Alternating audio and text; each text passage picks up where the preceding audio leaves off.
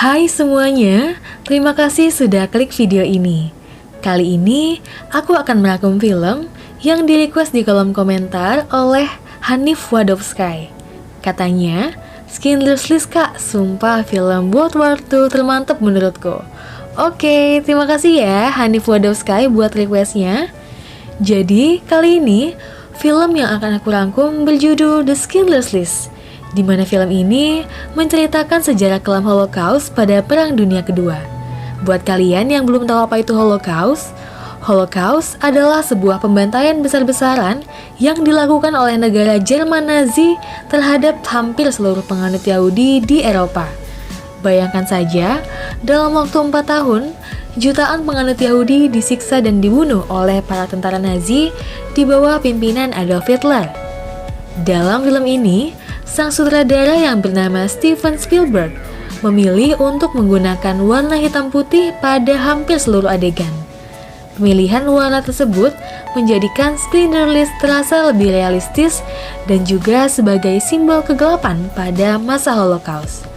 Tanpa berlama-lama lagi, yuk langsung aja kita ke alur ceritanya. Di awal film, diperlihatkan satu keluarga Yahudi yang sedang melakukan ibadah mereka dengan tenang dan tanpa adanya suatu gangguan. Dan ibadah itu diakhiri dengan redupnya sebuah lilin. Selanjutnya, scene berubah warna menjadi hitam putih yang akan menggambarkan kekelaman yang akan kaum mereka hadapi. Pada saat itu, Jerman telah mengalahkan Polandia dan menginvasi negara tersebut, sehingga kaum Yahudi di Polandia diperintahkan untuk mendaftarkan semua anggota keluarganya dan pindah ke kamp konsentrasi yang telah dibuat oleh Jerman. Lebih dari 10.000 Yahudi dari pedesaan tiba di kamp tersebut setiap harinya. Selanjutnya, kita berpindah pada tokoh utama kita yang bernama Oskar Schindler, seorang pebisnis yang berasal dari Cekoslovakia dan pergi ke Polandia untuk berbisnis. Schindler diperlihatkan sebagai seorang yang pandai mengambil hati seseorang. Ia berusaha mendekati pemimpin militer Jerman agar ia bisa dengan mudah menjalankan bisnisnya di Polandia. Terlihat, ia sedang menghadiri sebuah pesta dan melakukan berbagai cara agar ia bisa dekat dan disenangi dengan para perwira Jerman. Kemudian, Schindler pergi ke Judenrat untuk mencari orang Yahudi yang bernama Isaac Stern. Selanjutnya, kita sebut saja Stern. Judenrat merupakan kantor yang berisi 24 dewan perwakilan orang Yahudi yang diperintahkan untuk melaksanakan perintah seperti menyusun daftar untuk rincian pekerjaan, makanan, perumahan, dan juga tempat untuk menyampaikan keluhan para orang Yahudi. Kemudian ia berbicara dengan Stern yang merupakan seorang akuntan Yahudi dan ia menawarkan kerjasama dengannya karena Schindler tahu bahwa Stern mengenal komunitas orang Yahudi. Schindler membutuhkan orang Yahudi untuk bekerja pada pabrik logam yang mengolah peralatan dapur dan perlengkapan perang yang akan ia buat. Ia tahu bahwa ia dapat mempekerjakan orang Yahudi dengan harga yang murah sehingga bisa menekan pengeluaran dan menghasilkan lebih banyak kekayaan untuknya. Dan akhirnya Stern pun menerima tawaran tersebut. 1941 merupakan deadline untuk memasuki kamp konsentrasi atau disebut dengan ghetto. Ghetto merupakan istilah untuk tempat tinggal warga Yahudi yang dibuat oleh Jerman dan merupakan tempat tertutup yang terpisah dari kota. Kondisi ghetto cenderung kumuh dan padat. Semua warga Yahudi diusir dari rumah mereka dan dipaksa untuk hidup di dalam ghetto yang sempit. Di tempat lain, Schindler bertemu dengan investor Yahudi kenalan dari Stern, dan akhirnya terjadi kesepakatan dengan keuntungan yang dijanjikan oleh Schindler. Stern mulai mencari para pekerja untuk pabrik logam tersebut kepada orang Yahudi. Stern membuatkan surat perizinan untuk memiliki kartu biru yang artinya orang-orang tersebut memiliki keahlian yang dibutuhkan oleh Jerman dan tidak dipindahkan ke ghetto. Setelah mendapatkan para pekerja dan melatih pekerja itu untuk membuat logam, akhirnya pabrik pun resmi beroperasi. Schindler tak lupa memberitahukan melalui surat pabrik logam miliknya yang memproduksi peralatan perang dan peralatan dapur kepada para perwira Jerman dan juga mengirimkan hadiah-hadiah supaya mereka senang. Pabrik itu berkembang dengan pesat karena Schlinder memiliki relasi yang kuat dengan para petinggi Jerman. Pada suatu siang, seorang kakek tua yang bekerja pada Schlinder menemui Schlinder dan berterima kasih pada Schlinder karena ia merasa berguna sehingga ia tidak dibunuh Jerman. Ia berdoa bahwa Tuhan akan memberkati Schlinder. Namun, esoknya kakek itu dibunuh oleh Jerman karena ia sudah tua dan dianggap tidak berguna. Lagi pula, ia hanya memiliki satu tangan. Lalu, Schlinder mengajukan protes ke pihak Jerman, namun mereka bilang bahwa Jerman hanya membutuhkan orang yang terampil dan tidak cacat. Suatu waktu, Schlinder mendapat kabar bahwa Stern dibawa ke kamp pengungsian karena ia ada pada sebuah daftar pekerja yang tidak dibutuhkan. Schlinder langsung pergi ke sebuah stasiun tempat kereta yang akan mengangkut orang Yahudi ke ghetto. Ia langsung mengatakan pada petugas bahwa ada kesalahan karena Stern adalah manajer pabrik miliknya dan itu akan mengganggu produksi peralatan perang miliknya. Schlinder langsung mencari Stern dan ternyata kartu kerja Stern tertinggal di rumahnya. Dan bisa kita lihat, barang-barang milik orang yang naik kereta ternyata tidak diangkut bersama mereka. Barang itu diambil oleh pihak Jerman dan mereka semua yang pergi akan dipekerjakan secara paksa dan bahkan bisa dibunuh. Selanjutnya, scene berpindah ke ghetto. Kita diperlihatkan kekejaman perwira Nazi yang bernama Amon Goth kepada para orang Yahudi. Mereka tak segan-segan membunuh jika mereka melakukan sedikit saja kesalahan, bahkan walaupun mereka tidak melakukan kesalahan sama sekali. Seperti seorang insinyur Yahudi yang tidak membangun pondasi bangunan dengan benar, Amon Goth langsung memerintahkan insinyur itu ditembak di depan para pekerja. Kekejaman itu berlanjut saat tentara Nazi melakukan pembersihan di ghetto. Mereka menembaki orang-orang tak bersalah. Para orang Yahudi yang merasa ketakutan hanya bisa pasrah, berharap mereka tidak dibunuh, dan sebagian ada yang bersembunyi di selokan. Bahkan di suatu rumah sakit, orang-orang yang sekarat meminta diberikan racun oleh perawat agar mereka langsung mati dan tidak merasakan lebih sakit dibunuh tentara Nazi. Banyak adegan mengerikan sekaligus menyedihkan dalam film ini. Para Yahudi dibawa paksa oleh tentara Nazi dan mereka dipisahkan dari sanak keluarga. Tidak hanya sampai di situ, tentara Nazi tetap mencari di mana para orang Yahudi bersembunyi dan membunuh mereka tanpa ada yang tersisa. Disinilah Schlinder melihat secara langsung kekejaman yang dilakukan oleh Jerman kepada para Yahudi. Dan disinilah akhirnya muncul warna selain hitam putih, yaitu pada gadis kecil yang memakai baju berwarna merah dan terlihat mencolok jika dibandingkan dengan landscape hitam putih di sekitarnya. Konon, warna merah yang sengaja ditampilkan mencolok itu adalah untuk menggambarkan perubahan pribadi Schlinder. Dari seorang yang mengejar materi, kemudian nantinya akan menjadi orang yang rela menghabiskan uangnya demi menolong orang Yahudi. Setelah melihat secara langsung hal itu, Schlinder pergi ke rumah para perwira Nazi dan mengatakan bahwa ia mengalami kerugian karena para pekerja di tempatnya hilang karena mungkin saja terbunuh.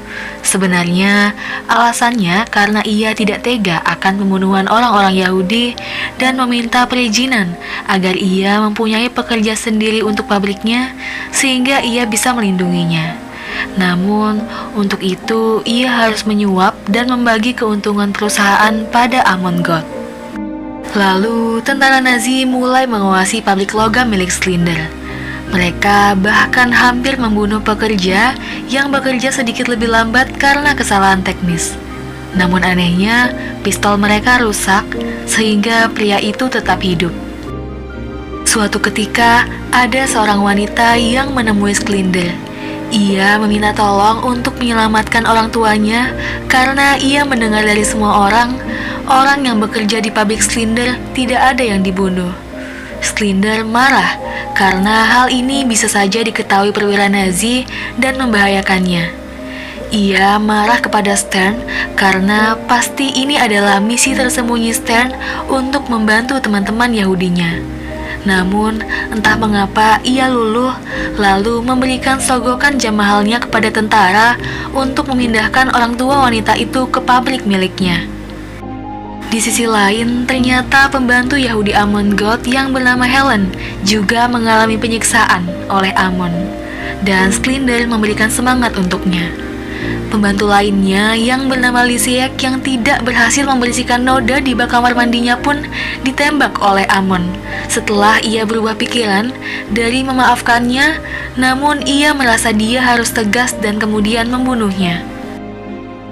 Saat perayaan ulang tahun Sklinder bersama dengan para perwira Nazi, tiba-tiba Sklinder diberi hadiah kue ulang tahun dari perwakilan para pekerja Yahudi. Kemudian Sklinder mengucapkan terima kasih dan mencium wanita Yahudi itu. Hal itu membuat para perwira Nazi sangat kaget dan tidak menyangka akan hal itu. Suatu pagi, diadakan pemeriksaan kesehatan.